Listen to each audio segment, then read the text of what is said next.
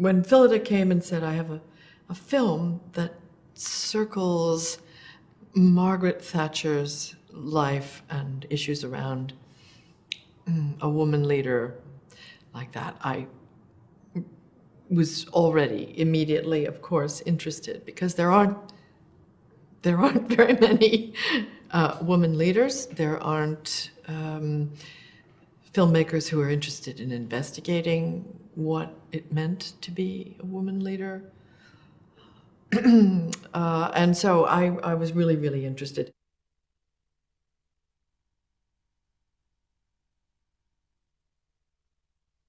One thing you really do come away with an appreciation with after playing a character of sort of Shakespearean proportions is you have, I feel very humble and daunted by the prospect of what she really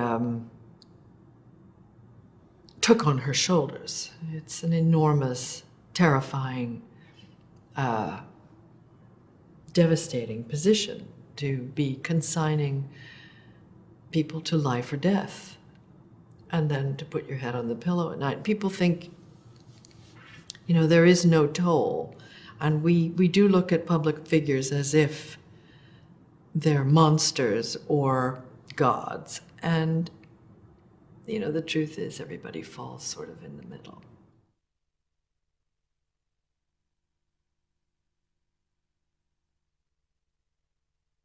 Márgáret Thátscher really did break ground in that she showed a way that a woman could be a leader, and it was really interesting. She didn't have a problem with how to lead, and so in a way, men didn't have so much problem knowing how to follow.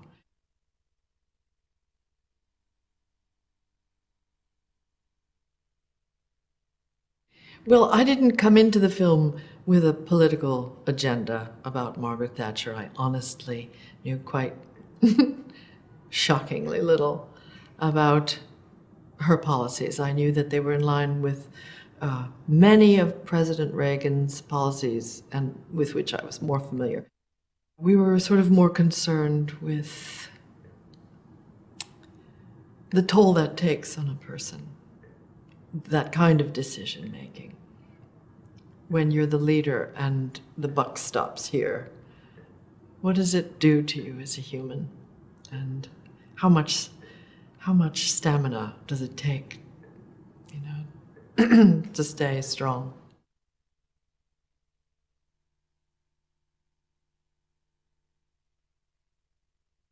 Jim Broadbent is so deeply funny, and I,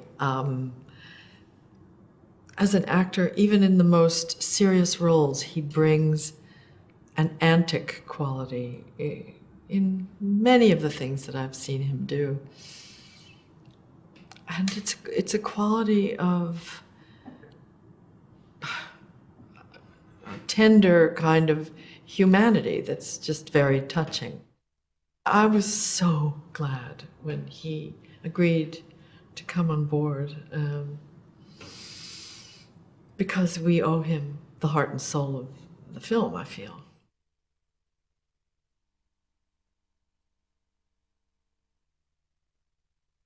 For me, as an actor, just walking into the first day of rehearsal was incredibly daunting, because there were all these wonderful British actors, and I think there were about 40 or 45 of them, and I was the only woman in the room, and I sort of had the feeling Márgáret Thátscher must have had when she walked into the Conservative Party.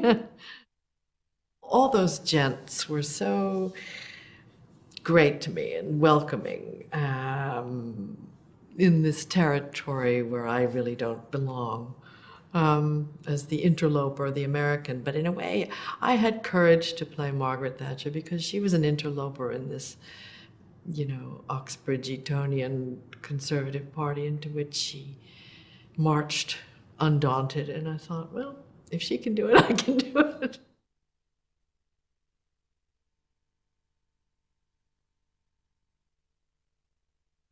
Anthony's a gorgeous actor. And so he's someone who's personally so compelling, but he plays a modest man so beautifully and with such humility that I thought that was great.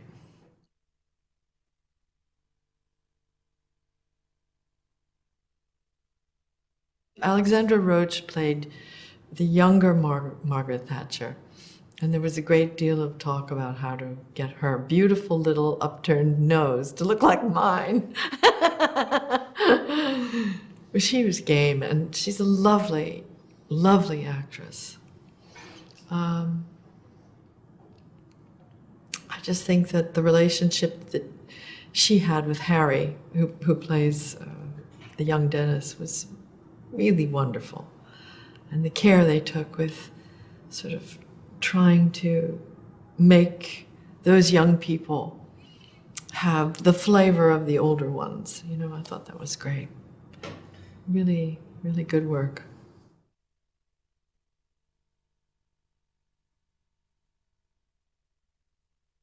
I have to hand it to Phyllida, our director, Phyllida Lloyd, who really made this happen in almost inexplicable ways. I don't know how she quite achieved it.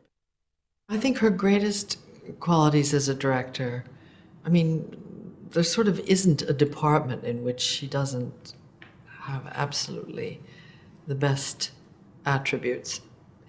She has great patience. She has great clarity of mind.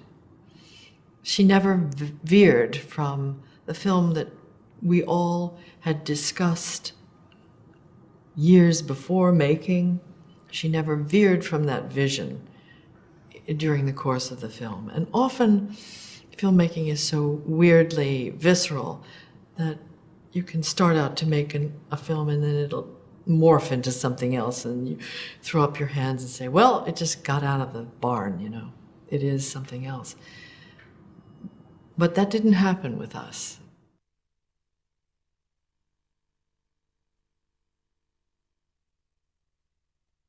I think that this one will find an audience across the board, people, and also it will appeal to people who don't normally go to the movies because they've been shut out and bored by what's being offered. I think if the film succeeds, it succeeds because certain very pressurized and important and tension-filled moments of her political life have equal weight with moments in her personal life that also had great reverberation for her as a human being.